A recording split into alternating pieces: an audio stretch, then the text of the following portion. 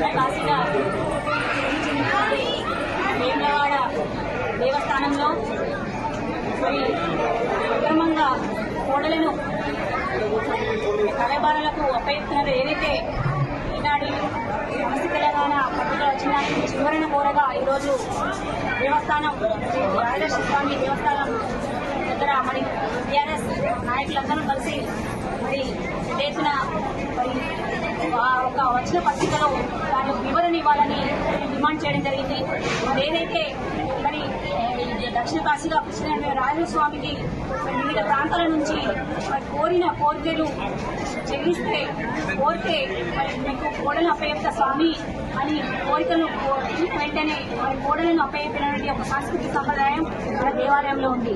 మరి ఆ కోడలు వచ్చిన సందర్భంలో మరి ఎక్కువగా అవుతున్నాయి. మరి కోడలను మరి రైతులకు ఇవ్వాలని చెప్పి ఒక ఆలోచనతోటి రాష్ట్ర ప్రభుత్వం ప్రతి ఒక్క రైతుకి ఒక 2 కోడలు ఇవ్వాలని ఒక నిర్ణయం తీసుకొని, అంటే ఒక రైతు మరి వ్యవసాయ పాస్ పుస్తకంతో పాటు ఒక ఫోటోలు ఆధార్ కార్డు ఇస్తేనే మన రైతుకు 2 కోడలు ఇవ్వాలని ఒకటి జీవో తీసుకురావడం చాలా సంతోషం.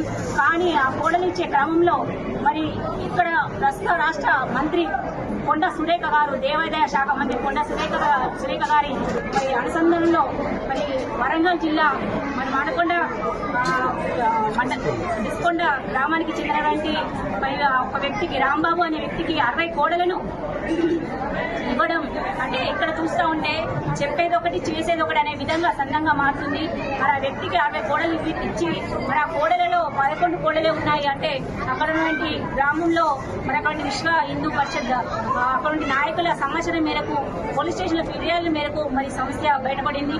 మరి దీనికి కోడలు మాకు ఏంటంటే కళాబాలకు అప్పచెప్తున్నారని సందర్భంగా మేము డిమాండ్ చేస్తా ఉన్నాం. అంటే 11 కోడలు ఉంటే ఇంకా 49 కోడలు ఎక్కడికి వెళ్ళాయని ఈ సందర్భంగా ఈవో గారిని మేము ప్రశ్నించడం జరిగింది.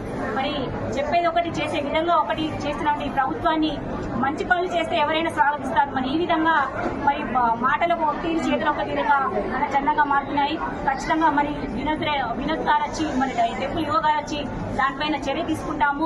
ఏ విధంగా అక్రమాలు జరిగినా ఏ విధంగా జరిగిన చర్య తీసుకున్నామని కూడా చెప్పడం జరిగింది.